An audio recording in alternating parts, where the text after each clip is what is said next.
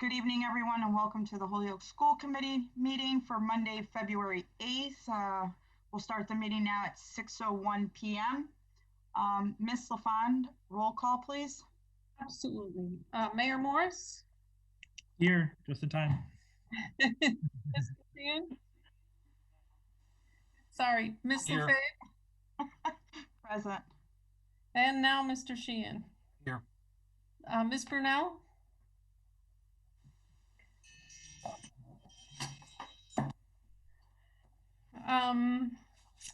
Ms. Tensley Williams? Present. Thank you. Mrs. Burks? Present. Mr. Wellahan? Here. Irene, 5? Irene Feliciano Sims? No, Jay, you're 5. Irene Feliciano Sims? Here. Thank you. Mr. Collmore? Present. Mr. Crushane? Present. Ms. Puedo?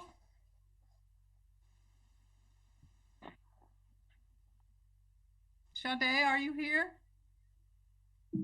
No. And I know that Sam Brennan is not able to attend tonight.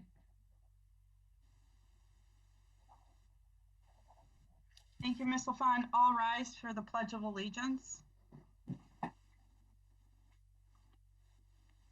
I pledge allegiance to the flag of the United States of America and to the republic for which it stands, one nation, under God, indivisible, with liberty and justice for all. Thank you. So just a quick reminder that pursuant to Mass General laws, I'm hereby informing all attendees that a video and audio recording is being made of the meeting, and the meeting is being live streamed and run live on the city's community TV channel. And also just some household rules. Only ones at this time with the cameras on, obviously, Ms. LaFond, school committee members, the student representatives of the school committee, and Dr. Vasquez Matos. Everyone else, cameras off. Please make sure if you're not speaking to stay muted so we don't have any of that background noise. And if there's a portion where you are part of the discussion or part of the presentation, then obviously you're going to have your cameras on and your microphones off. That's it for household rules. Anybody sign up for public comment, Ms. LaFond?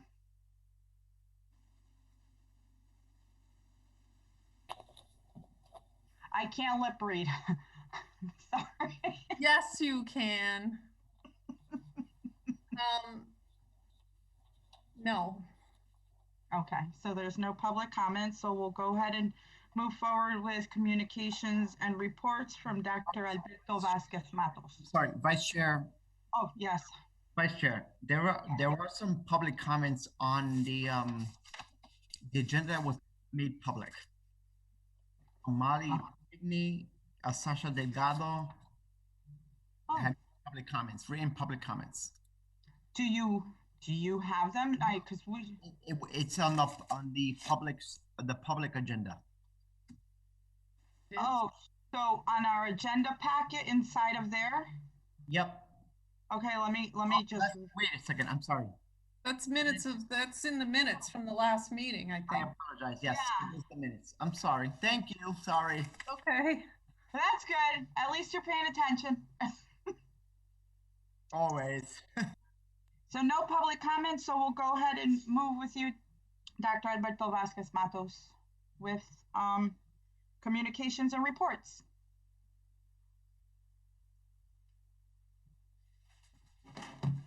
Thank you. Mike, when you have a chance, presentation.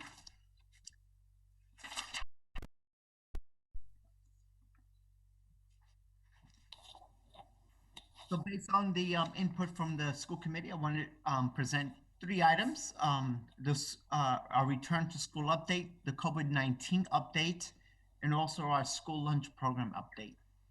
And so I want to begin by starting with, we were sharing with a return to school update about the planned target start dates, family surveys, hybrid learning model details, cohorts, school hours, and the schedules that reflect our families. Next slide, please. Next slide.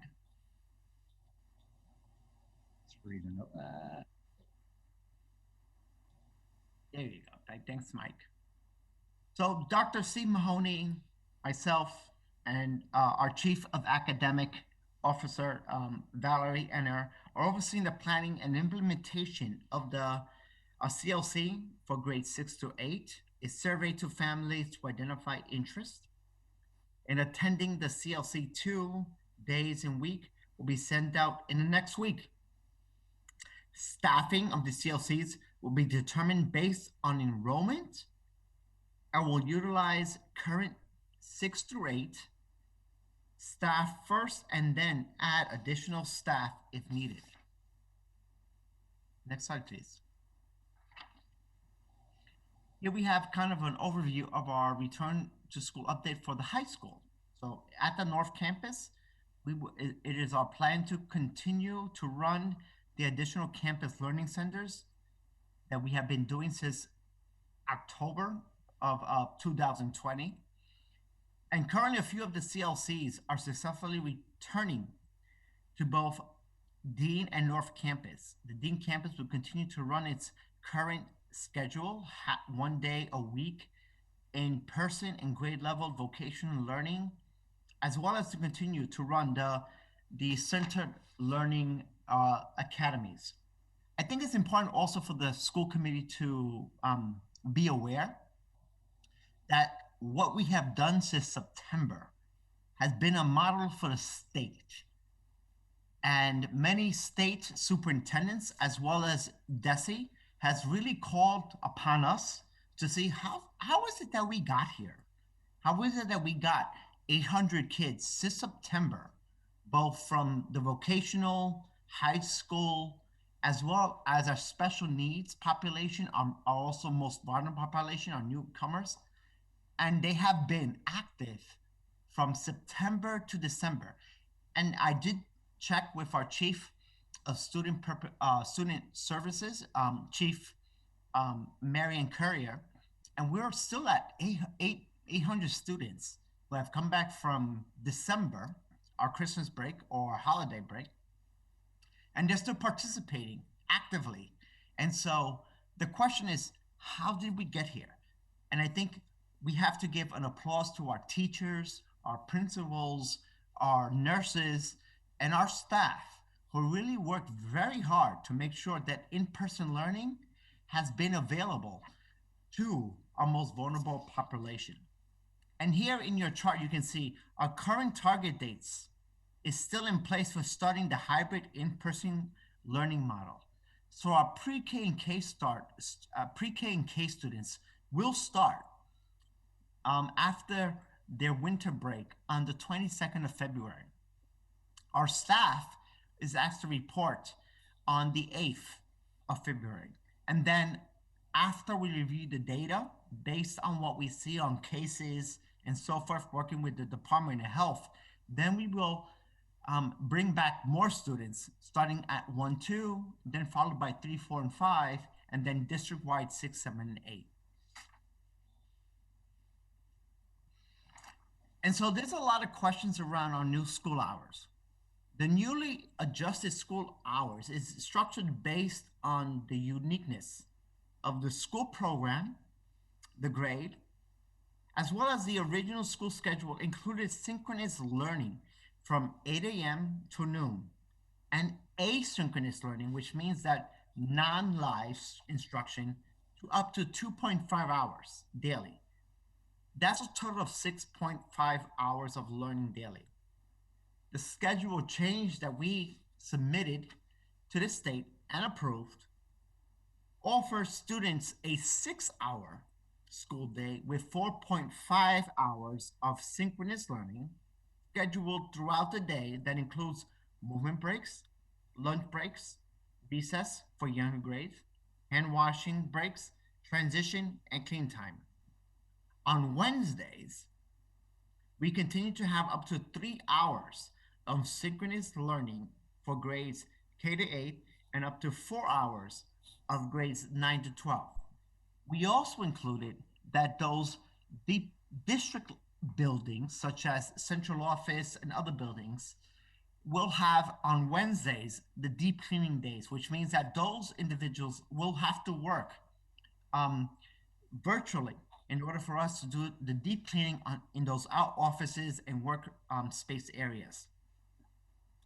Synchronous learning on Mondays, Tuesdays, Thursdays, and Fridays is from grades 2 to 4 hours daily, grades 3 to 8, 5 hours daily, grades 9 to 12, 4.5 to 5 hours daily. The changes are in response to the formal and informal feedback from students, families, such as the LPAC, DPAC, SPAC groups, and teachers, as well as the updated DESI. It's also important to learn that I know I got a lot of feedback from high school students around, oh, I have to be online for 5 hours? No. So the school principal, McKenna, and as well Principal Gates send out virtual and also meetings to the students to explain what does that day look like. It does not mean that they have to be on screen for 4 to 5 hours. It allows also students to be more engaged with their peers and teachers. It offers small group instruction for additional support and includes time for necessary breaks and opportunities for asynchronous and synchronous live instruction learning time. The next slides contain sample schedules for grades K to 5 and high school. If you can see here, here's a sample of the K-5 schedule, which also went out to families. On the left is a sample grade 2 hybrid schedule for Monday, Thursday, and Tuesday, and Friday, sorry, Monday, Tuesday, Thursday, and Friday. And on the right, you will see Wednesday small group schedule. On the next slide, the new schedule hours for Monday, Tuesday, Thursday, and Friday are from 9 to 3. On these days, classes are 70 minutes long. Wednesdays have a sample schedules from 8:45 to 12:50 so that our faculty and staff can engage in professional development during the afternoons. On Wednesdays, classes are 50 minutes long. We will continue to follow the AB with the only 4 meeting each day. Now, it's important to understand that those 70 minutes block schedules does not mean that students have to be online or on screen for 70 minutes. The teachers, after speaking to both principals as well as department chairs, they will be broken up into blocks in where students will engage in individual sessions, small group sessions, as well as intervention sessions for our students, which is important for the engagement experience for online learning. On the next slide, we talk about the MCAS and the access testing, which is a hot topic. The testing time for MCAS in grades 3 to 8 will be significantly decreased as the students will only need to take 1 test session in the content area instead of 2. The testing windows take place after our students have returned to a hybrid model of learning. For those families who continue to select for remote learning, their children will need to come to school for MCAS testing. We are currently developing initial communication that will be sent out in the next week regarding MCAS assessment administration. Families will have the option to opt out of testing, and we have contacted DESI for clarification on the process for opt-out. However, we are encouraging families to participate in the assessment administration so we can use this as an additional data point to plan for instructional supports for students. Now, this is not part of my talking points, but I will share with it. So I had an opportunity this weekend to meet with Dr. Miguel Cardona, our new Secretary of Education of the United States. And there is conversation around the validity of the assessments due to the pandemic. And he is inclined to really start a conversation of whether we need to do this or not. If we do this, it will probably be for the purposes of diagnostic testing, just to learn where students are at, but not for, grade promotion or graduation promotion. So while this is not official, because it was just a informal conversation with him this weekend, I just want to let my Holyoke family know that I did have a conversation with Dr. Miguel Cardona this week about that. Next slide, please.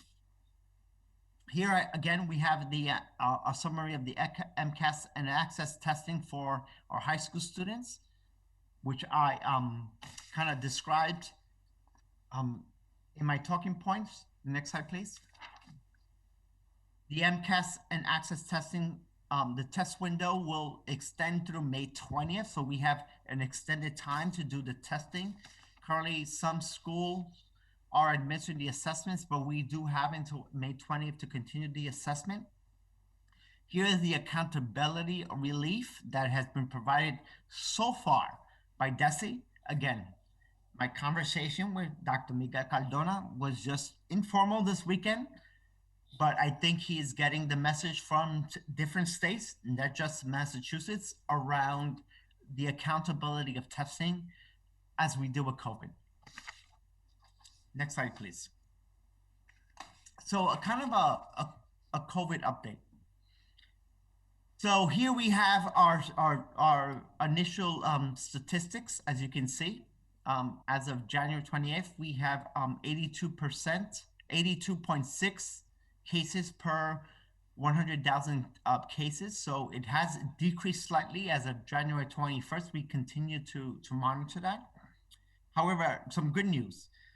The city of Holyoke and the school department are partnering to offer boxes of food at no charge through the Emergency Management Food Program. The Isolation and Quarantine Food Program accepts food box requests to support people who are in isolation and quarantine, who are food insecure. The Emergency Management Food Distribution Program is managed and coordinated at the municipal level by the Holyoke Emergency Management Director, Jeff Trask, and Sean Gonsalves from the Department of Health, who are collaborating to assess, need, and coordinate logistics with our district, including Jose Bao, our Chief Operation and Finance Officer, Anthony Soto, Brian Harris, and Cynthia Carboni. Jeff Trask will order non-perishable food boxes as a group request through MEMA. Holyoke has been approved to place monthly orders of 400 boxes, and boxes will be delivered to Brian Harris at HPS Central Supply Warehouse, where they will await distribution across the city to those individuals and families in need who meet the program requirements. The first shipment is slated to arrive Monday afternoon. Well, that just happened, 8th of February, to the Central Supply Warehouse. I do have to say that the 8th of February, Mr. Soto informed me that they plan to actually distribute until 4 o'clock, and they distributed at least a minimum of 40 boxes, family boxes, in less than 20 minutes to our families in need. We will also be sharing more information about our school lunch program later this evening. Now let's talk about Holyoke health metrics. on the next couple of slides. Holyoke's destination in red. As of January 28th, the case count for the prior 14 days is 470 cases. The average daily incidence rate is 82.6, and the percentage positivity is at 7.25%. The monthly summary of HPS student and staff counts is provided in the following slide. So since the school year began on September 14th, the district has had 360 cumulative positive cases through January 31st. This includes 11 remote staff, 49 in-person staff, 280 remote students, and 20 in-person students. Total case counts by month include September from 14 to the 30th, 3 cases from the October 20 until October 24th, 24 cases, November 74 cases, December 123 cases, January 136 cases. Total January cases include 119, which includes 113 remote and 6 in-person learners, and 17 staff members. Those include 3 remote and 14 in-person cases. Just a couple of updates on our school nutrition program. So we have provided breakfast, lunch, snack, and dinner, year to down 166,000 breakfast meals, lunch 175,000 meals, snack 90,000 meals, and dinner 87,000 meals, and that's kind of rounded off.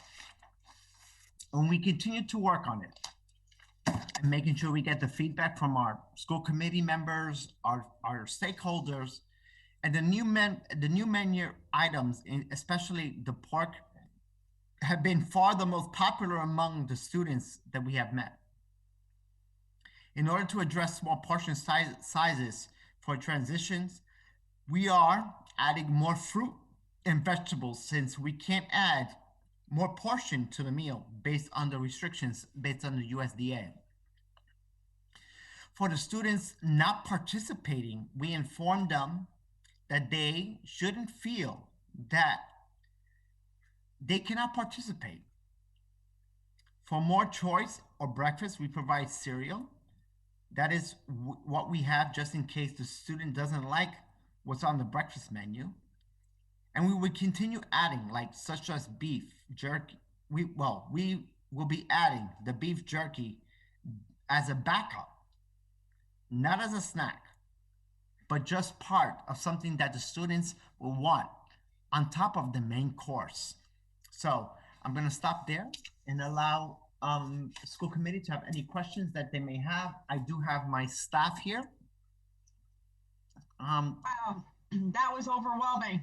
I know it's a lot. Sorry. No, but thank you for thank you for all the updates. A lot of great things. That's awesome. Are there any questions? I don't see anybody raising their hands, like jumping for comment or questions. Oh, wait a minute. We do. Mr. Wellahan. Hello. Oh, yep, Rosalie, I was definitely going to get to you and Mr. Collmore. Okay. Yep, I got you. Thank you. Thank you for the presentation. It was very informative. A lot of stats there. Just a question on the testing. The testing is going to be done in person. Where will that take place? I'm sorry. Repeat that question, Mr. Wellahan. The testing? Did you say? The testing. Yep. Where's that going to take place? Yep. So they're going to be 2 tests for the district. There are going to be 2 types of testing. We have the Bionex testing, the rapid testing that's going to be available, which I spoke about in previous board meetings. But we also got approved for the surveillance testing, which means that every site that has staff and students will be tested weekly for possible COVID-related symptoms. And so there is, for the first 6 months, that will be actually provided to us by a grant that we applied for the state. And after that, depending on where, COVID ends up, then we will have the funding. Now, in speaking to Mr. Soto, we have secured the funding to continue the surveillance testing if we need to do past the 6 months. But then we will have 2 types of testings, which is the surveillance testing, as well as the BINEX rapid testing at our schools. I do have Cynthia Carbone, Mr. Willihan, and as well as Marianne Carrier, who can add more details. I have tapped them to be kind of the leads for this, only because Ms. Carbone is a registered nurse and she knows more about health than me. But I know that we are applying for everything and anything to make sure that our students, faculty, and families feel safe around making sure we have testing. The other thing that I think is important that it's not in the notes because it's still premature, but I think it's appropriate. We also are working with Holyoke Medical Center to provide the vaccine to our staff. Once we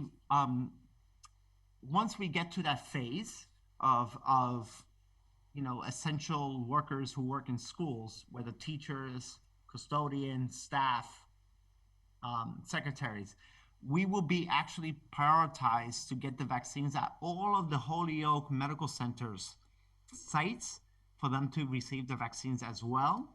So I appreciate Jay, who is the director, working with me and my team to making sure that we become that we are prioritized in getting the vaccine for our faculty, our administrators, as well as staff, making sure that we get the vaccine when it becomes available. I am working tomorrow. I have a meeting at 8 o'clock in the morning with DESE around making sure that, because we did this request jointly with Holyoke Medical Center, that the vaccines become available to us, because we want to make sure that we become a priority for our staff as well on behalf of our families. So Cynthia, Marianne, I'm sure you want to add anything around the pilot testing as well, the BINEX rapid testing that we've applied for everything and anything. Thank you. Yeah, we sure have, and we can certainly answer any other questions you have. But right now, all of our nurses have been trained in the BINEX Now testing. That we will be getting consent forms out to families and staff very soon. We do need consent forms filled out for that, but that is to test anyone that is symptomatic, so students or staff. So it's a rapid test. It's back within 15 minutes for anyone that is symptomatic. And then the pooled testing, we will also be getting information out to families. That's a little bit newer initiative. We're still attending some meetings with the different organizations that we've been paired with. And we know that we need to do a lot of education to our families and staff around what that means, because pooled testing it's a little bit different sort of model. But we are doing everything we can to make sure that all of these testing initiatives are set up and ready to go in our schools. Thank you. I appreciate it. You're welcome. Thank you. I do see Liz's hands up, so that must mean that there's something that she's got to tell us. That's got to be important. Well, it is important, but Sade Pueyo, I've been emailing back and forth with her since the meeting started, and she is just for some reason having difficulty getting in. I hope that she tries again, but I didn't want you all to think she was not trying. That's all. Thank you so much, Liz. Miss Rosalie Tensley Williams.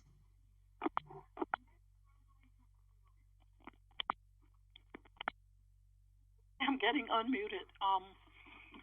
One thing that I have to say, it saddens me to see and hear that our children are suffering. I love people, but my favorite people are children. And I know the negative and the emotional impact is taking its toll on our children, and they're getting failing grades. And so I pray all the time for them. But when I heard about the 18 kids that took their lives in California, I had to cry. I'm just being honest. So what we have to do is just I thank the staff. I thank Dr. Vasquez, our school committee. We're doing everything we can to help the children to get out of this pandemic. It's really bad. And sometimes I just sit and my heart goes out to the parents, staff, to the teachers. It's a very tough situation that we're all going through. But you know what? Let's just pull together and we will get through this. Okay, guys? Thank you, sweetheart. That's all I have to say. Like I say, my heart, it aches right now for the kids, but I'm sure this too will pass. Okay, guys? Thank you, Ms. Tensley Williams. Next is Ms. Burks. Oh, thank you. So Dr. Vasquez, that was a lot of information. So I have like a few different like touch points for the different topics. We all know me. So one of my big questions and concerns and something that I'm mindful of in regards to the return to school is our seniors. They have essentially missed the majority of their senior year. It's something that is super important to me. Last year, I was actively participating in getting the signs up for them, for helping to orchestrate the car parade, and making sure that our seniors were honored. So I know how much work it took. So I just want to make sure that we are moving forward to honor our seniors, because that's important. And then in regards to some of the food, you know, I just had a couple of statements. One, I wanted to say thank you to Anthony Soto for a couple of reasons. First, for the last 2 weekends, Devin actually started last weekend getting the reach out through Bob the Bike Man and Matt Moyarty with getting a bunch of food delivered to the high school that we were able to hand out to families, which went in 15 minutes. I mean, it was fast and it was a large amount of food, and Devin orchestrated all of that with Matt and with Bob the Bike Man, which was huge. But Anthony Soto stepped up, had our back, got us a truck. We had Luis Morales and Luis Robles Lopez, who worked those weekends with us, both the first one and this past weekend. And they were absolutely amazing, and their HPS staff that quickly answered the call to help us out, to pick up the food and help get it distributed, which was absolutely amazing. So I wanted to acknowledge that. I've done a lot of work and a lot of complaining in regards to the lunch program. And, you know, I do have to say, Anthony reached out. We had a great conversation. I have been following up also with the food service team, who are trying to make things better. And I spoke with the team as well as Anthony again today. We've realized some spots where there might be a miscommunication, but I do have to give a lot of credit to Anthony for stepping up, both with getting us the truck and also, you know, with reaching out today to try to figure out what the issues are so we can continue to move forward. So I wanted to make sure that those things were kind of acknowledged. But again, the seniors are really important. So I'm hoping that we're going to start having discussions. Last year we had a family group as well as, you know, community members that wanted to help. And I think that was really important to tie that all in. And I want to make sure that's happening again this year. That's all. Madam Vice Chair, do you want me to respond? Yeah, I mean, if you have any response to it, yeah, absolutely. Thank you. So yeah, thank you, Ms. Burks, around that. Yes, Mr. Shanahan did call me last week, and I do apologize for not being part of that. I want to be very transparent. I contracted COVID, so I could not be part of that. So I did call Mr. Soto to help me out. and say, please, this Devin, Mr. Shanahan did call me and said, this is what we had, like 1,000 boxes, Mr. Shanahan. I forgot what it was. And we needed to give it out sooner than later. And so I did speak to Mr. Soto, and as amazing as all my other chiefs, just like Mr. Soto, you know, Miss Carrie Ann, Dr. Curtis, Miss Chief Anier, they always come to kind of figure out and become a problem solver. So I want to applaud all of them, especially Mr. Soto, for making this happen. And I remember I did say to Mr. Shanahan, I would love to be there with you, but I have COVID. Like, I cannot be there. Like, I'm gonna contaminate everybody that's there. And so, which is a great thing. But the important thing, I think, the lesson learned, there's a need. Our community, there's a need. And so the fact that, and when when Mr. Soto called me back, at the end of the day, he says, I gave my team to work until like 4 o'clock, and by 1:30, everything was gone. And so that to me just echoed a need of urgency for our community in need because of what we're living in. So that's one. Number two, as it relates to graduation, I am meeting with, I want the committee and the public to know that I did reorganize the staff. So I do now have a chief of schools, which is Dr. Curtis. Dr. Mahoney is no longer the executive principal of the high schools. He is an executive director of leadership, which means that not only he has high schools, but he has middle schools that are responsible under him, and he reports to the chief of schools, and as well as Allison, who is the other executive director of leadership, who has other schools under them. And so we are having the meeting this week with the campus principals. So Mr. Gates and Mrs. McKenna have become campus principals. They are no longer associate principals. So Mr. Gates is the principal of the Dean campus, and Mrs. McKenna is the principal of the high school. But it's one campus still. Both are unique in what they need to do and provide the educational experience for our students. So we're going to meet this week around graduation. What does that look like? All the celebrations that need to happen.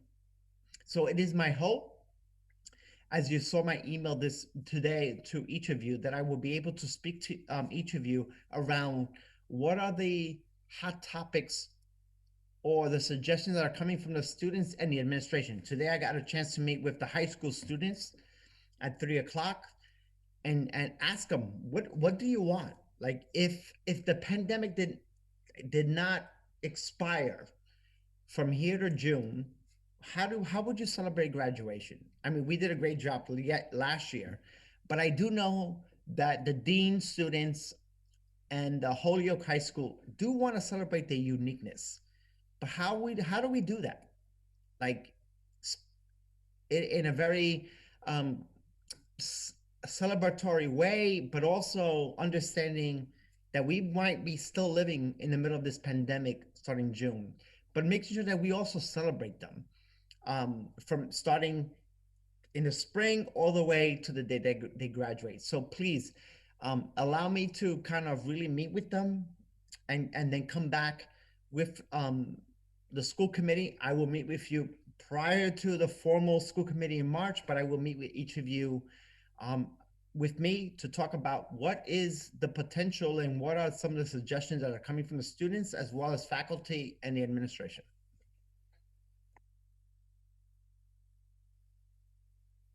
Did you have a follow-up to that one, Ms. Burks, or you were all set? No, I just want to know, like, which students are being, like, is it going out to all students? Are we doing a survey? Like, which students are having input? Just because it's really important to me to kind of make sure that all voices are heard, because last year it was a little tricky. So I just want to make sure that we're really reaching out to all the kids.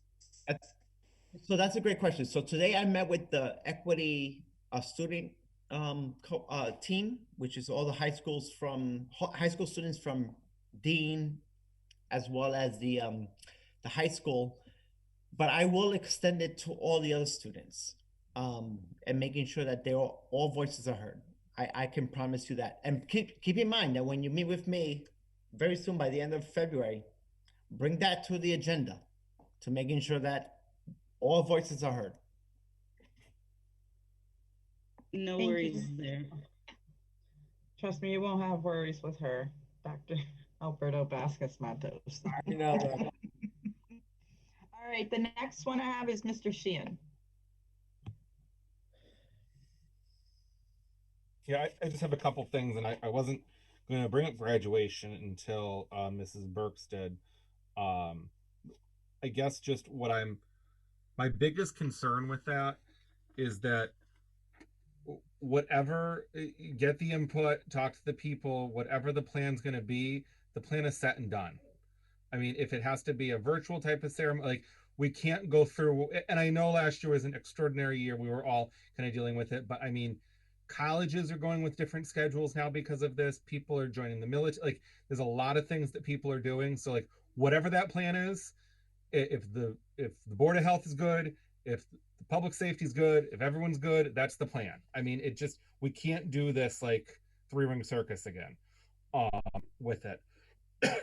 I guess that's more of a comment. I guess my question, first of all, I've had a number of parents inquire, and I know it's only February, but wanting to know what the district is going to be doing for a comprehensive summer school, and really looking at a summer school option that is also for, I think oftentimes our summer school has focused a lot on like credit recovery and other things like that, but like it's also, parents are needing just recovery from certain skills, and it's not, it can't be a traditional summer school. It have to be different. I mean, I had a parent reach out to me saying that their son, who already has difficulty with reading and some things like that, like would be fine if they were in school. It's challenging now. Like I hope they can get into some sort of summer program or summer group or something. Like they maybe don't want to commit the whole summer, but if they can get a few weeks of something. So I hope that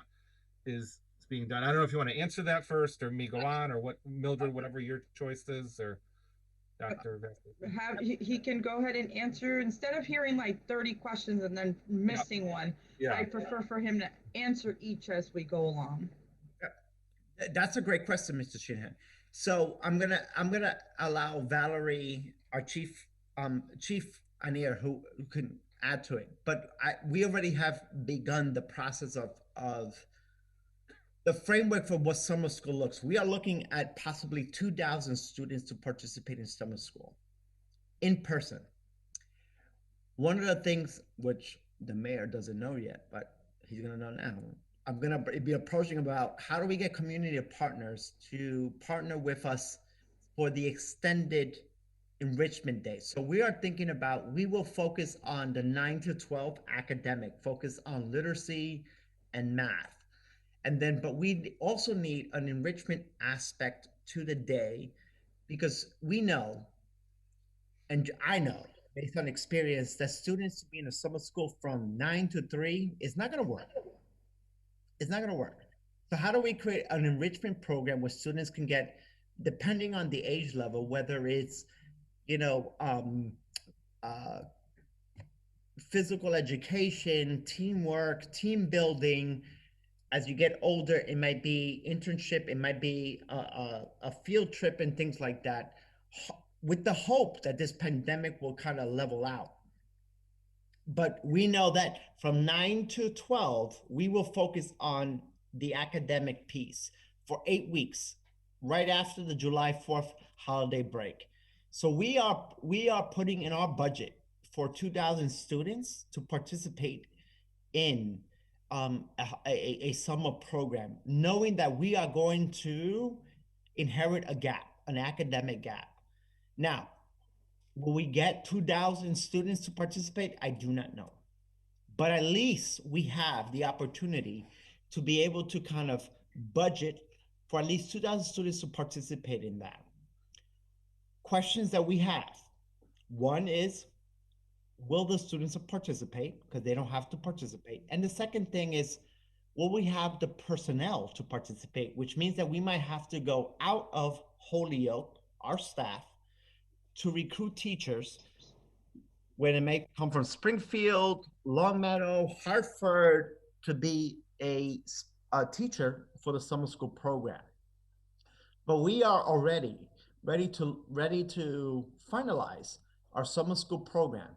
I will be presenting. I was going to reach out to the mayor, Mayor Morse, to help me kind of like shoulder up with our community partners, the YMCA, the Boys and Girls Club, all of those to help with the extended day or the enrichment part. And we'll offer the facilities, we'll offer transportation if that needs to be. But that's the help that we need. We can't do this alone because it is a lot, because this is a pandemic, and we know that we do have a lot of students who are lagging academically, and we need to make sure that we close that gap sooner than later, before they come to us in August. So Chief Anir, if you want to add to that, please. I do. So 8 weeks would be great. It just was that we'd love to do 8 weeks, but it's going to be 5 weeks, given our calendar restrictions. I'm aiming for 8. Yeah, given our calendar restrictions. And so you're right, Mr. Sheehan. Right now, we are really concentrating on credit recovery, but I will make sure to meet with Dr. Mahoney and have conversations with him and the principals around expanding that so that we have some more enrichment opportunities. We are looking to expand and hold as many summer school sites as possible if enrollment allows. And so this week we are finalizing a survey. It will go out any day now to families to just gauge interest in summer school first. And then based on that, we're looking to hold it at sites. We have a meeting tomorrow with the principals. They've seen like a quick draft of our plan, and we're going to get some input from them. I've asked them to complete a survey as well around staffing. Would they host in their school if we had enough school-based interest? Would they host if it was a district-based program? So our goal is to hold it in every location. But again, we won't do that if we don't have enough interest from families. And if we do have, if we are not able to host in every school, we would host it in neighborhood schools. So there will be multiple opportunities. We typically run summer school at 2 or 3 locations from elementary to grade 8. We will be looking to expand that, particularly for rising grades 1 through 5 and high school students. And then our 6 through 8 program is run through Generation Teach.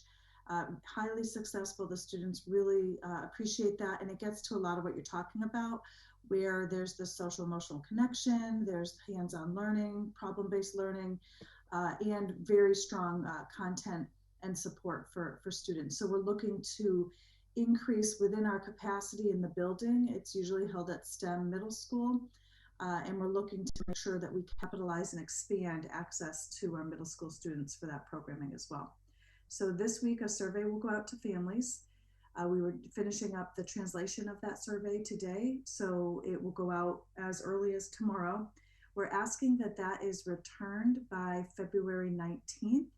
We'll start pulling numbers prior to that. There's a couple of dates on our calendars to kind of look at where we are with interest.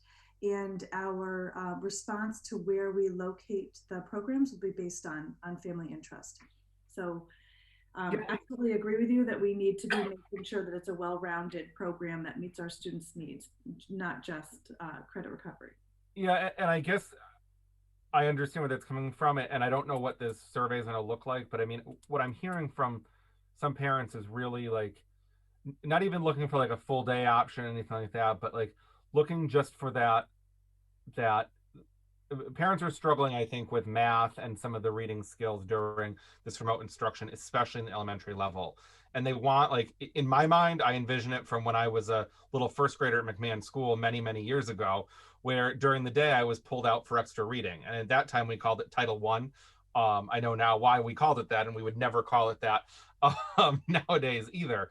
But I mean, you were taken out with this small group, like kind of 5-on-1 with the teacher, or that type of stuff. And I don't know if that's feasible or possible, but that's kind of where some of the sense is from some parents, that like they maybe don't need a full program, but there's things that they've worked with their teacher and identified that this student needs this extra support. Maybe it's 2 times a week with somewhat of a plan for each week for the student to do at home. I don't know, like it's just kind of thinking outside the box with that. So I'm hoping to bring you some information around summer school after we get some initial responses. We've held initial meetings. The extended learning staff, Michelle Macklin and Anthony Gibbs, and I have met, and I asked them to draft up some options. We've met with Anthony Soto. Our next step is to really, it's going to get presented to cabinet tomorrow, actually, what the plan is, what the goal is. But a lot of what we're talking about and what our program design for elementary is what you're talking about, Mr. Sheehan. So we would have a strong academic focus for half a day. We'd run Monday through Thursday. But we also want to provide families an opportunity to have children to have access to programming throughout the whole day. And so we would run enrichment programming in the afternoons. So academics in the morning, highly engageable. We're asking for project-based learning. We don't want like a skill and drill, anything. We do want access to some of our interventions that we have so that we can help close those gaps for students. But we also want to engage them in really fun, engaging learning opportunities during the academic block. And then after the lunch period, we would have enrichment blocks, and we have some of our community partners who would help support that. Again, all of this is initial planning on paper. Until we get the surveys back, we'll be able to really refine our plan, decide what budget we need to support it, as well as start to recruit staff. So other things that we're looking at is really incentivizing. Our extended learning staff does a great job at incentivizing attendance at summer programming for our students. We want to make sure we're incentivizing this for our staff as well. So we have some Beth Gage and I will need to meet and kind of talk about that along with Anthony Soto. But we are looking to provide a really robust and meaningful program almost. So it would be like academics and summer camp kind of combined, which is what some of our 21st century programming does now anyway, but we want to extend that access to more students. So that's the idea behind it. I won't go into more detail until we actually have a little more data behind it to share with you, but we'll be sharing that as soon as we have information. Yeah, and I would hope you just look into and consider, and we don't need to talk about it more, maybe not even also having some sort of design that maybe has less days too, and ask parents if they'd be open to that. Like if there was targeted support in certain things, we'd be interested in just a Tuesday, Thursday. Because I think there might be some families that maybe they have other activities for their kids or vacation, or who knows what it is, that maybe wouldn't commit. But if there was a little bit more flexibility with some of that, there might be some more thought, at least something to maybe look at when the survey, if there's an open spot, or if there's something to say, would you be interested in non-everyday programming but a regularly scheduled, like every Wednesday, I don't know, but whatever it may be to fit that. Because I think that there's a lot, I think that families too also want to be able to maybe do things in the summer too, and don't want to be prohibited sometimes by summer school and then impact attendance. Like I would hate to have a kid take a seat from someone and then not show up because we deal with that. Very good points. We'll take all of that into consideration. We will be working the plan out and we'll let you know. Yep. I will say that right now we're currently looking at 10 students to a classroom with 2 adults, an instructor and then a support staff. So the groupings will be small. And to your point, attendance typically is an issue even in our current programming, because we know families have vacation plans and other things like that. We'll have to take a look at where we are with our social distancing and safety protocols around cohorting students as to whether we can have a more fluid schedule. But we will do as best we can to accommodate as many families as possible. Thanks. And I just want to say, when Becky was thanking some people, I didn't want to forget Brian Harris, who was very helpful last week with some of our distributions organizing it. And I think it was either weekend custodian or senior custodian at Holyoke High School who also assisted us just getting ready. As far as the COVID testing, and this is probably more for Mrs. Courier or Cynthia on this. If we are going to be doing, if a student consents to the rapid test or the other test in school, are we getting documentation ahead of time if they, or asking if they've already tested positive at some point? So if they do test and they become positive again, we don't think like, I mean, someone can quarantine and still test positive. So how do we track that? If you can, I think it's what, up to 90 days you can get a positive test. Sure, and I might defer to Cynthia a little bit on this because she certainly is the professional. But you know, what I can say is that we do track all of the positive cases in the district. So every school nurse would have record of whether or not you know, a student had tested positive previously. The Binax Now testing is a rapid test, which is for anyone that is symptomatic. So a student that comes into school and at 10 o'clock starts to not feel well, presents symptoms. So it's a quick way that the nurse could do a nasal swab and within 15 minutes get the results. Cynthia, I see you on, so I don't know if you want to jump in as well. But we do track you know, any student that has tested positive you know, in all of the schools. And that's so, okay, maybe I should have asked this first. When you get those lists, those are, I assume, are coming from the Board of Health that gets them from the state, or do people have to self-report? Both, actually. Maven's system reports directly to us, but oftentimes prior to that, families reach out to their child's school nurse and report that. So we get them from Maven and we get the results to families. Okay. And the nurse in each building keeps track of those results. And so that would be an opportunity to counsel families if there's someone within that 90-day window. Okay, then that answers all my questions. That, like, just knowing they come from both. And I'll just tell people with this vaccination, was talking to the superintendent about this before. I know that HPS has put out some communications around Holyoke Health Center having availability, but really still strongly pressing that it's still following the state's phasing. So it's not that teachers are getting or staff are getting vaccinated ahead of people. It still has to follow the phasing that's outlined by the state. As I think there was some confusion with that. And I'm assuming that we're encouraging people, if they fall into other categories, to go then and not wait for the educational staff phase with it.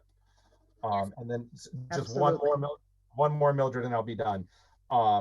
Just with the high school, it came up before, and I knew that that we kind of broke off and had two separate principals, and it seems like we are somewhat like just kind of spinning the wheel with this high school idea. Like we had gone a couple years ago with this one high school model, one principal, one unifying building, all these things.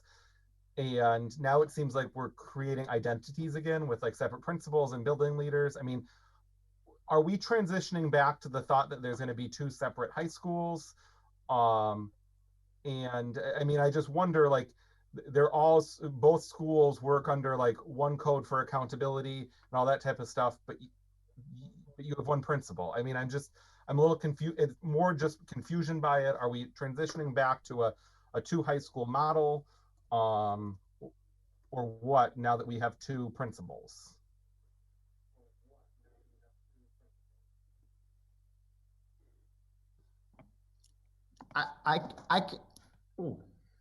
Sorry. I can answer that. It's one campus. It's still it's under one state code. So it's one high school campus. So what I did was actually, we have two separate campus principals, only because of the uniqueness of the curriculum and what they do. They do work together. And there are scheduled meetings with Dr. Mahoney and Dr. Curtis and making sure, but we are still under one code. It is one campus code, but it's two unique high schools, Dean and the traditional high school. Does that make sense? Yeah, I mean, it makes sense as long as that. I mean, here's the thing, like, I just don't want there to be other intersecting confusion with that. Like, I mean, it's, So think about some of the things that we've done and the whole transition that went out to combine them, that like we're getting to that point where I think that yep. all students will have been combined by now. Right? No, Yeah. that's a good question. So I don't want to talk too much right now, but anyway, Mr. Shanahan, so it's still one campus with various pathways for our students. So my email today to the committee is about, we have to have a conversation around middle school design and how that actually supports the feeder pattern to our high schools. Because not every high school, not every middle school student, not every high school student wants to be a doctor, wants to be a lawyer. And so based on what the research says, and when we look at industry standards and industry pathways, a student who probably graduates from a high school understanding coding will probably make more money than an anesthesiologist, right? So how is it that we can build pathways for our students to meet the needs, right? Now, we also lived COVID. How is it that we actually have a pathway for students to develop a career in medical science, whether it's an LPN or RN in our high schools, to be able to graduate? But how does it actually filter also to our middle school design? So we're starting those conversations and speaking to, Principal Gates, Principal McKenna, Dr. Mahoney. This is the opportunity to create one campus, just like the universities, right? When you think about universities, they have the School of Education, the School of Business, the School of Engineering. How can Holyoke do something like that?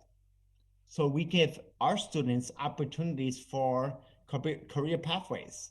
And so that is what the conversation we are doing right now. Because right now, the STEM middle school is held hostage. Like, they can't grow. They can't grow. So how is it that I can build a middle school where the STEM program can build out? And at the same time, knowing that Dean has a waiting list, yesterday was 112 students who are waiting to get a placement at the Dean campus. And they can't come to our schools because we don't have a spot for them. And we're in the middle of a pandemic. Imagine if we were not in a pandemic. So that's a good problem to have. But at the same time, how do we build upon a campus that has so much potential to build career pathways? And I'm going to change, and I'm going to say this to my colleagues here on the committee. I'm changing my language. Instead of saying college and career, I'm starting to say career and college. Because from someone who's living with that, a brother works for Apple and makes more than his brother who's a superintendent and doesn't have a college degree, he has an associate's degree. That has a lot to say of what the industry standards are saying right now for people who are graduating. So how do we prepare our students for both career and college? And so we are working on that right now. So if Mr. Shanahan, if you want to be part of the committee, please email me. You can be part of the committee. It's an interesting committee around talking about industry pathways, but keep in mind that also the bar grant, because of the successful work, has given us another $750,000 to build this out for the next 3 years. And this is the last question, are we 100% sure there's no implication with athletics and having two principals? No, I clarified that there is none, because it's still one campus. It's still under one code. Okay. They're not two separate codes. Okay. That was it, Mr. Sheehan? Okay, thank you. I did see Mr. Collmore where he went off mute, so I'm not sure if Mr. Collmore has something that he wanted to ask, share, comment?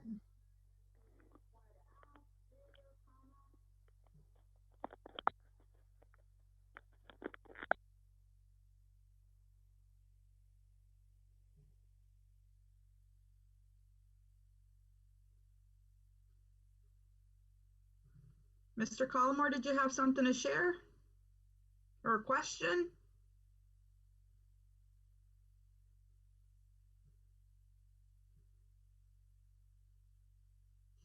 Well, if anything, you can always interrupt me. That's okay. Because I'll know.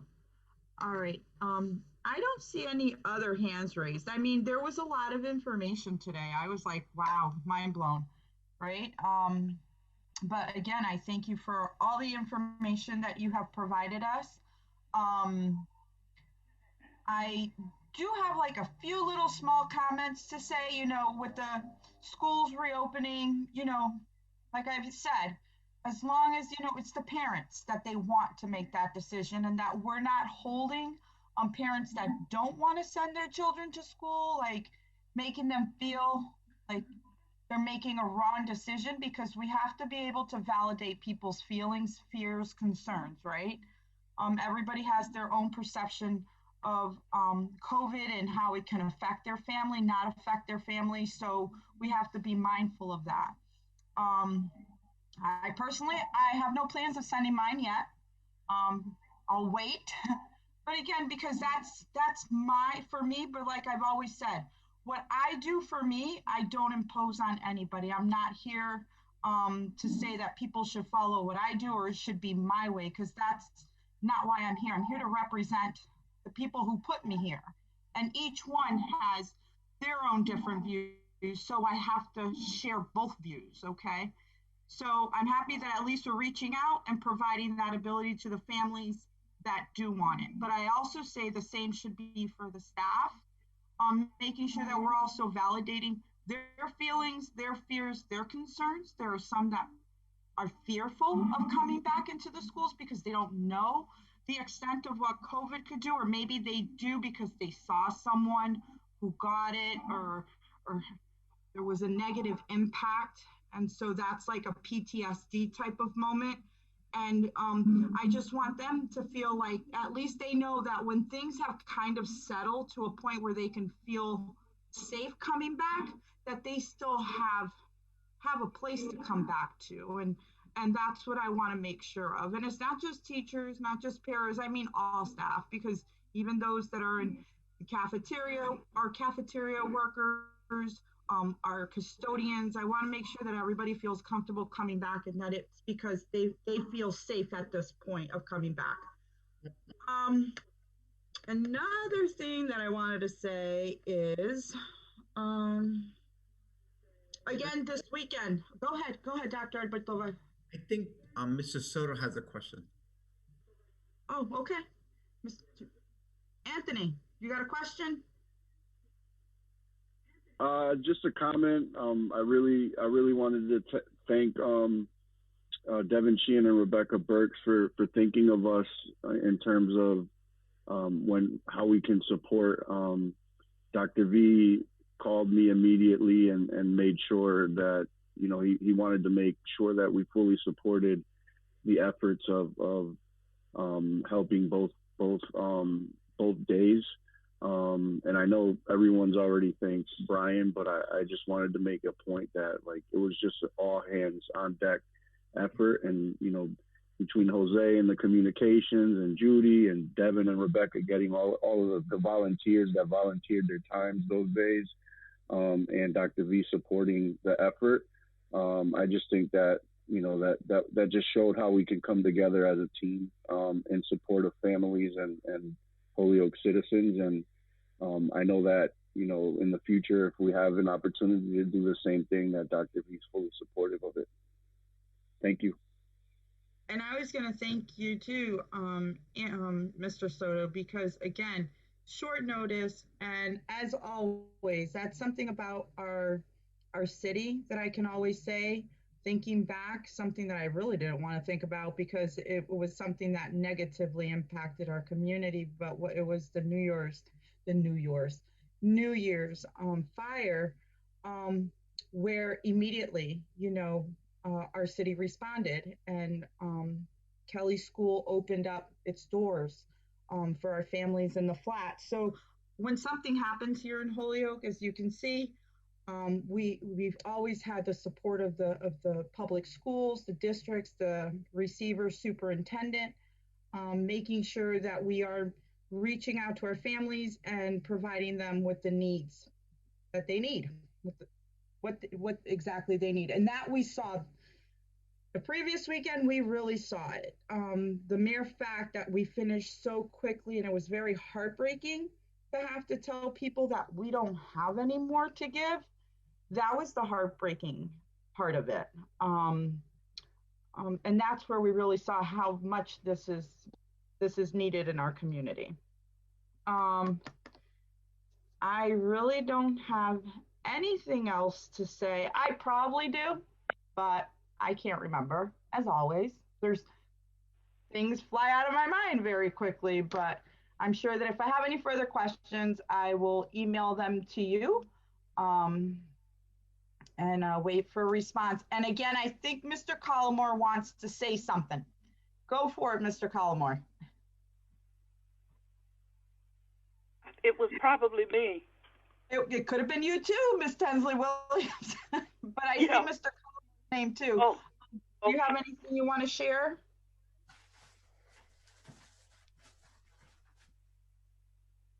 Did you have anything, Miss Tensley Williams?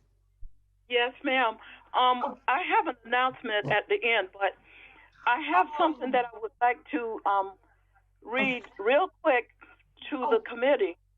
Oh yeah, so we'll definitely put that into the announcements parts. We're not even there yet. We're still under reports and communications. But I will definitely. I also have something at the end that hopefully you'll let me say it. Okay, hon? Absolutely. I'm writing your name right now under announcements. I got you. No problem. Mr. Collmore's back off mute again too. Mr. Collmore. Yes. Here you go. Go ahead. Yeah, the question I wanted to talk about in the lunch program, is there any time for the students to go out in the playground and just take a little breather and exercise? Absolutely. Yep. So we work with our high school principals to make sure that happens. So absolutely, if there's an opportunity, there's space based on the parameters that are set forth by the CDC and the state guidance. Absolutely, they can go outside or even in the gym to play.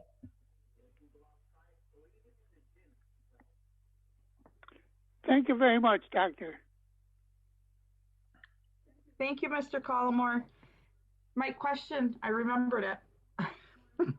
Going back to for the testing, for the MCAS testing and stuff, and how you're saying that there might be a possibility, we don't know it yet, but if there is this possibility that it's just going to be more of a diagnostics type thing, just to kind of take a feel of where students are at. My question is going to be regarding the Abigail Adams Scholarship. I know it's been brought up other times before, and I know a lot of people have expressed concerns because it's typically in the 10th grade MCAS.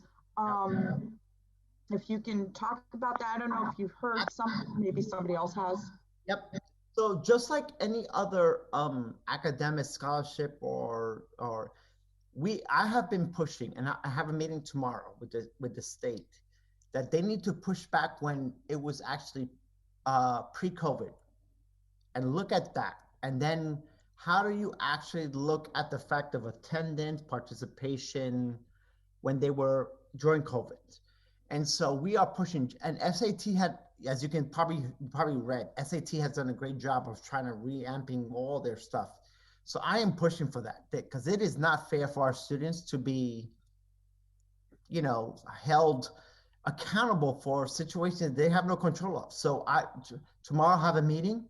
I will be pushing for that, and students need to be honored for the work when they were in present, and not because of a pandemic.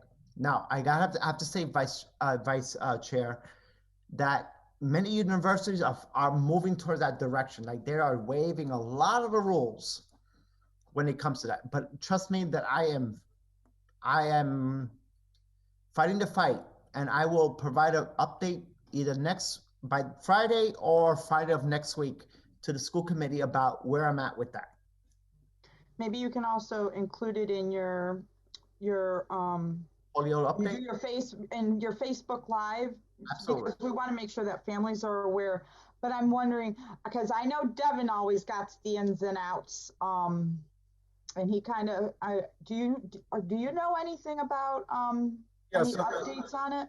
The John and Abigail Adams Scholarship is between what, $1,400 and $1,700, I think it provides for a student to, if they, it's a merit-based award based on the MCAS. Now, the scholarship was set up at the, I believe at the thought of the legislature, that DESE then wrote the regulations with the OSFA out of the Mass Department of Higher Ed. So here's the thing. If we can't administer the MCAS, well, let's start with this. Federal government has to say, you don't have to administer this. It's still state law. I mean, we have to use MCAS as a graduation requirement, period, unless the Massachusetts General Court says we don't.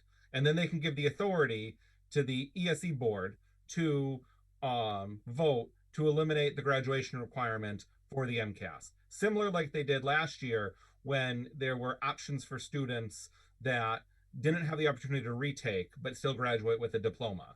So if all of that happens, I mean, I think the Devin Sheehan opinion on this is that people who want to remain offering the test to be a graduation requirement are saying that students won't qualify for this scholarships, they're going to lose out on it. It's an easy fix if the legislature acts following a federal government recommendation to eliminate the testing the high stakes portion of the test of the MCAS as a graduation requirement, to use a different metric for the John and Abigail Adams Scholarship. So I do not believe that it is a worry, but I would also encourage you, if you wanted to send an email to Representative Duffy and Senator Velas and just say that if there's going to be any movement on testing, that the ability for a student to earn the scholarship is still there when they graduate. That's my thought on it. Thank you very much, Mr. Sheehan. Well, I don't see any further questions. Again, Dr. Vasquez Matos, thank you for the presentation, for all the information. Greatly appreciate it. And so we're just going to go ahead and move into new business. The minutes of meetings for the organizational meeting of January 5th and January 11th. Is there a motion to accept the minutes? Yes, I make a motion to accept. Okay. Second. Second, and I have a second from Mr. Wellahan. So we'll do a roll call vote, please. Mayor Morse? Mildred. Oh, sorry. Question. Just go ahead, Mr. Wellahan, because I make, forgot to ask any discussion. Go ahead. A correction on page 2 of the minutes, of the January 5th meeting, page 2, under communication and reports. We have the name of our Samantha Brennan is misspelt. I just want to get her name fixed for the record. Will do. Thank you. Thank you. Any other discussion on that, on the minutes, before we take a roll call? Okay. Mayor Roll Morse? call. Yes. Ms. LaFave? Yes. Mr. Sheehan? Yes. Ms. Tensley Williams? Yes. Ms. Brunel is here, don't forget. Oh my goodness, Aaron Brunel. Aaron? I'm here, yes, please. Thank you.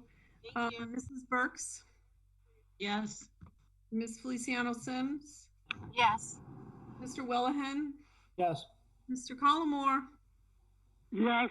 Thank you. And Mr. Kershane? Yes. Thank you. Great.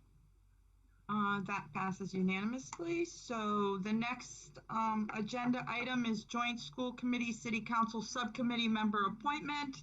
And these are the appointments for that subcommittee. It'll be Ms. Feliciano Sims as chair, Mr. Kershane, and Mr. Wellahan to be on the school committee side. For city council, I'm not sure if they've already done their appointment, but if you can please reach out. It's always typically been Ms. LeBron Martinez for the city council side. So if you guys can reach out to them and find out when they plan on meeting or what's been put onto the agenda for that. Is there any questions on that? I do, Mildred. So is Gladys still chairing the joint? That's I would reach out to her if I were you and just ask her if anybody's been appointed, if they've already done theirs, and who exactly, because she's typically always been. Okay, perfect. Thank you. Thank you. All right, so no questions on, who's that? It's Gladys, Gary Murphy, and Juan Anderson Burgos. Okay, so then more than likely it's Ms. LeBron Martinez as the chair. Yep. Ms. Lefebvre, maybe Yes. we could also clarify how we're going to share sort of meeting coordination and minute taking. Yes. Thank you. Yeah, we got to figure that one out because it's either going to be Mr. Burgos on the city side. I think it's his turn. That would be his first turn. We've had a lot of turns in a row, Mildred, is all I'm saying. No problem.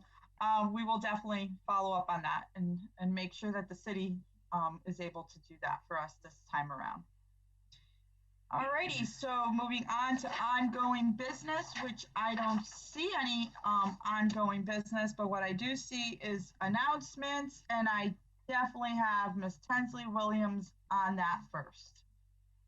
Okay, I have an announcement. I got a phone call from the principal from Veritas School, and he asked me last week if I would speak to the 6th and 7th graders about Black history.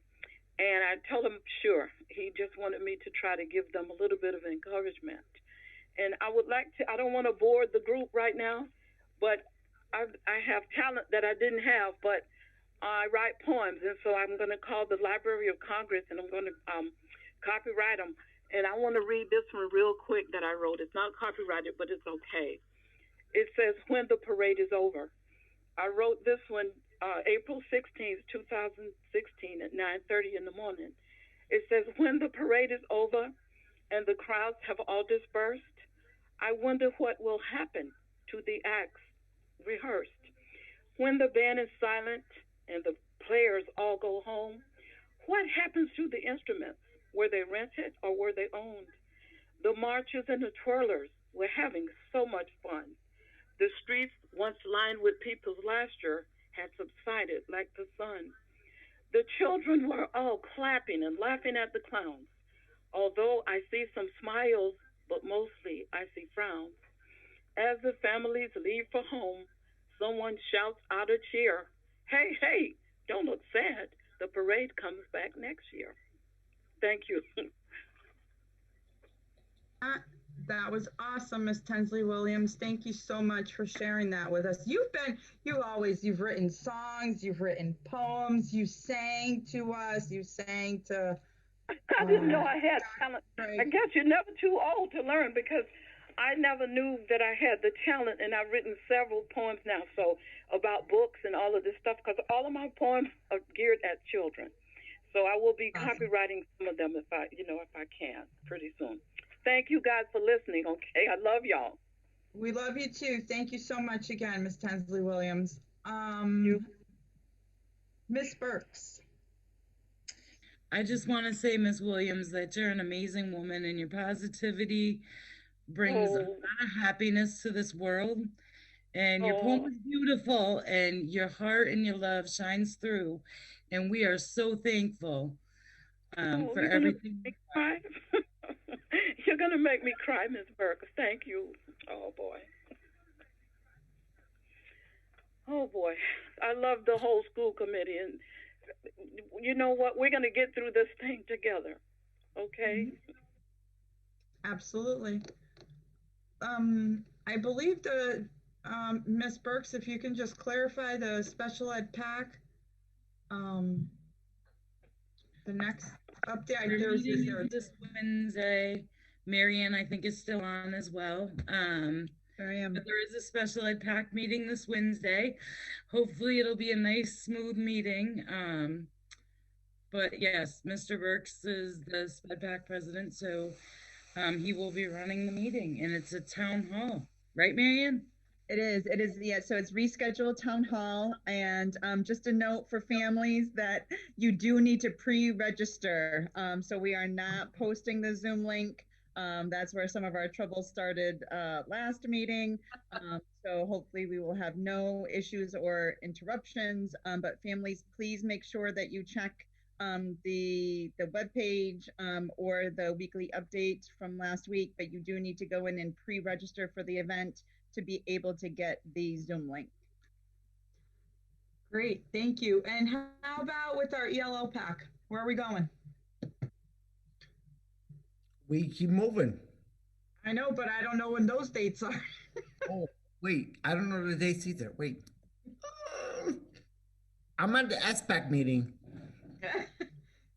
I definitely want to make sure that it's not just the SPED pack. I want everybody to make sure that they know that it's also the ELL pack. We need to be supporting both groups.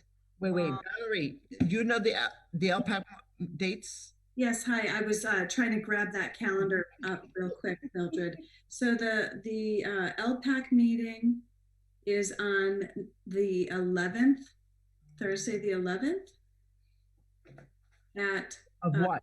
From 5 to 6 p.m. Of what? 11th of what? I'm sorry, February. Oh. It's this Thursday. Wait. Oh, is that my calendar? Yeah. This Thursday, 5 to 6 p.m. Well, Marianne and I had an experience the last STAR meeting, so. I was there. I experienced it. Amen. Yes, we did. So, and is it going to be the same thing that it's pre-registered? Madam Vice Chair, FBI is investigating. Oh, good, because that was a crazy meeting. It was. Yep, I'm just telling the group here. FBI is investigating. Awesome. So, and are we also doing for the ELL pack? We're also doing pre-registration? Correct. We'll follow the same protocol that has been established. So, I mean, if any school committee members are able to, pre-register, kind of just, you want to meet all the families and kind of hear all of the needs that they have and what are some concerns. Again, we're here for all the families, and that's one of my biggest things is just getting to meet all of the different groups, families, and making sure that I'm hearing from everybody.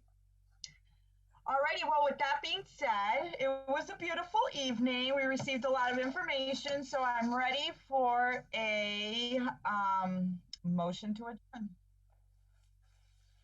Motion to adjourn. I was going to say, please, everybody, don't jump in. All right, we've got a motion. Is there a second? Second, so got a motion, a second. Roll call, please. Mayor Morris. Yes. Ms. LaFave. Yes. Mr. Sheehan.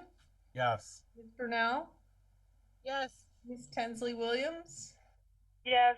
Mrs. Burks. Yes. Ms. Feliciano Sims. Yes. Shanahan. Yes.